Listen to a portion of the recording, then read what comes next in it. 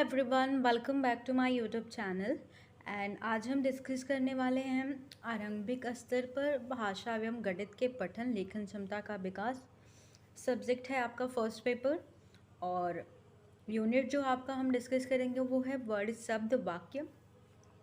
वाक्य वाली वीडियो मैंने ऑलरेडी बना दी है, उसको अपलोड भी कर दिया है, तो आप प्लेलिस्ट में चेक कर सकते हो। तो आज हम डिस्कस करेंगे कि भाषा के कितनी इकाइयाँ होती हैं और कौन कौन सी होती, और ये आपका सेकंड यूनिट है।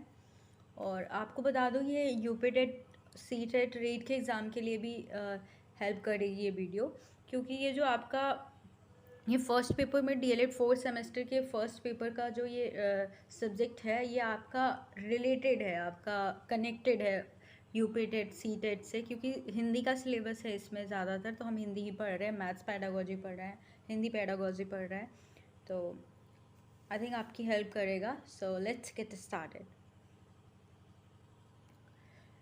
भाषा की 3 खंड या इकाइयाँ होती हैं। अगर आपका क्वेश्चन एग्ज़ाम में आता है कि भाषा की कितनी या लैंग्वेज की कितनी इकाइयाँ होती हैं, तो 3 होती हैं। फर्स्ट आपका वर्ड होता है, शब्द होता है और वाक्य होता है। 3 इकाइयाँ होती हैं। भाषा की सबसे छोटी इकाई जो होती है वो ध्वनि होती है। ध्वनि और वर्ड एक दूसरे से जुड़े हुए हैं। अगर कहीं पे अगर पूछा कि भाषा की सबसे छोटी इकाई कौन सी है, तो आप ध्वनि लगाएंगे। अगर ध्वनि ऑप्शन में नहीं है, यानी लिखित जो मौखिक इकाई होती है वो तो ध्वनि होती है, जो लिखित सबसे छोटी इकाई होती है आपका वर्ड होता है। तो हम वर्ड की बात करते हैं। तो वर्ड जो होता है ये उच्चारित भाषा यानी लिखित भाषा या वाणी की सबसे छोटी इकाई वर्ड को कहा जाता है। ठीक है, किसको कहा जाता है? वर्ड को कहा जाता है। और सबसे बड़ी इकाई जो होती है आपकी वाक्य होती है। भाषा की सबसे बड़ी इकाई कौन सी है? वाक्य होती है, सेंटेंस होता है। अब हम बात करते हैं जो पहली इकाई है, वो है आपकी वर्ड या और ध्वनि। ये दोनों मैंने साथ में इसलिए लिखा है क्योंकि ध्वनि पहले आती है, फिर आपका वर्ड आता है। तो ध्वनि और वर्ड दोनों एक दूसरे में ही समाहित है। और किस तरीके से मैं आपको बता रही हूँ। ध्वनि के बिना भाषा की कल्पना नहीं की जा सकती।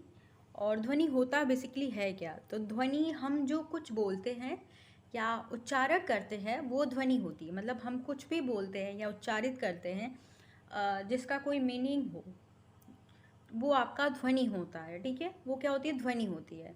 जब यह ध्वनि अर्थ सहित होता है, यानी ये ध्वनि अर्थ सहित होती है, तो ये भाषा बन जाती है। मतलब अगर ये इसका कोई अर्थ निकलता है तब ये आपकी लैंग्वेज हो जाती है।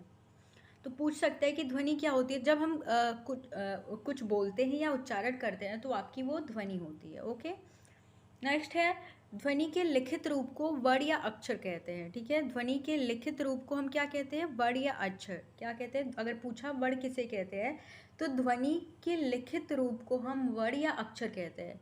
अक्षर और वर्ड में डिफरेंस होता है थोड़ा सा, वो मैं आपको बता रही हूँ। तो वर्ड क्या होता है? सभी वर्ड जो होते हैं वो अक्षर होते हैं। क्या होते हैं? सभी वर्ड जो होते हैं वो अक्षर होते हैं। लेकिन अक्षर क्या होता है? अक्षर वो होता है जिसका क्षय ना हो सके, जबकि वर्ड जो होता है जिसका क्षय हो सकता है। ये डिफरेंस होता है। अक्षर वो होते हैं, अक्षर जो होते हैं स्वतंत्र होते हैं और जिसका क्षय नहीं हो सकता, मतलब जिसे नष्ट नहीं किया जाता है। और वर्ड क्यों होते हैं? वर्ड क्या होते हैं? वर्ड जो होते हैं वो सभी अक्षर होते हैं। वर्ड जो होते हैं, अगर किसी, देखिए, वर्ड अक्षर और स्वर से मिलकर बने होते हैं। मान लीजिए कि मैं आपको एक उदाहरण बता रही हूँ। आपका ये कमल लिखा हुआ है, कमल, इसमें कितने वर्ड हैं? 1 2 3। लेकिन अगर पूछा जाए कि कितने अक्षर है, तो 6 अक्षर होंगे। कैसे? क्योंकि क में स्वर जुड़ के क बन रहा है, अ आ रहा है।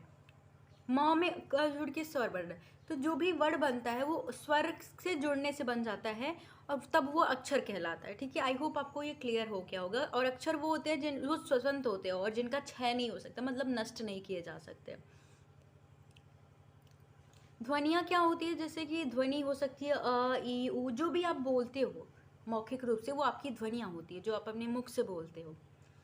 लेकिन लिखित रूप में वर्ड या अक्षर है। अगर हम इन ध्वनियों को लिखे या उच्चारित करके लिखे, इन उच्चारण को हम लिखने लगते हैं, तो ये आपके वर्ड या अक्षर कहलाते हैं।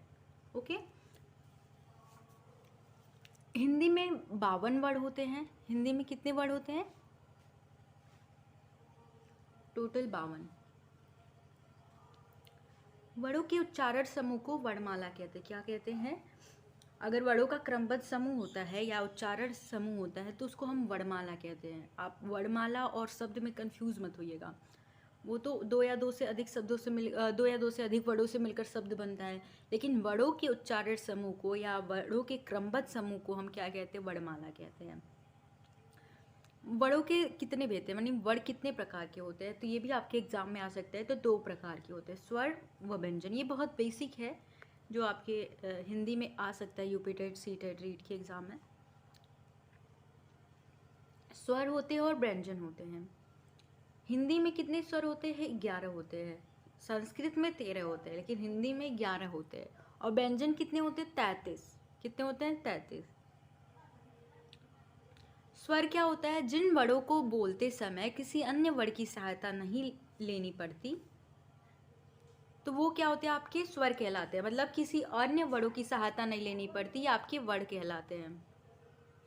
तो जैसा कि मैंने बताया कि हिंदी में जो होते हैं, हिंदी में पूछ सकता है कि कितने स्वर होते हैं, तो 11 होते हैं जो किसी अन्य वर्णों की सहायता से नहीं बोले जाते, मतलब जिन्हें बोलने के लिए किसी अन्य वर्णों की सहायता नहीं लेनी पड़ती, स्वतंत्र होते हैं।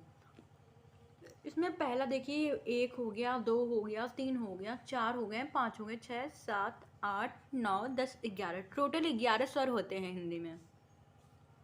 व्यंजन की बात करें तो जिनका उच्चारण स्वरों की सहायता से होता है वो आपके व्यंजन कहलाते हैं। मतलब जिनका उच्चारण स्वर की सहायता से होते हैं, मतलब ये स्वतंत्र नहीं होते, इनको उच्चारण करने के लिए स्वर की मदद चाहिए होती है, किन्हीं अन्य वर्णों की मदद चाहिए होती है। प्रत्येक व्यंजन के उच्चारण में अ की ध्वनि छिपी रहती है। अगर जैसे हम मान लीजिए कोई भी अगर हम साउंड निकाल रहे हैं व्यंजन की, तो उसमें अ साउंड छिपा रहता है। ये क्या है? आपका स्वर है। जैसे कि मैं बोलूं, ये तो आपका व्यंजन है, क अ आ रहा है, लास्ट में क अ की मात्रा आ रही है, तो ये आ का अ जो है ये छिपा रहता है। अदरवाइज अगर अ नहीं होता, स्वर नहीं होता, तो ये क ऐसे बोलते हो आप। लेकिन जब आप प्रॉपर तरीके से बोलते हो तो ये क ऐसे होता है, अ की ध्वनि निकलती है। इसी तरीके से अदर में देख लीजिए, ख बोलते हो तो ख आप इस तरीके से बोलते हो तो इसमें भी अ छिपा रहता है। तो व्यंजन वही होते हैं जो स्वर की सहायता से बोले जाते हैं। आगे के वीडियो में हम व्यंजन के प्रकार, स्वर के प्रकार को डिस्कस करेंगे। एंड आई होप आज के लिए ये वीडियो हेल्पफुल होगी आपके लिए। एंड चैनल को सब्सक्राइब ज़रूर कर देना अगर वीडियो अच्छी लगी तो। Thank you.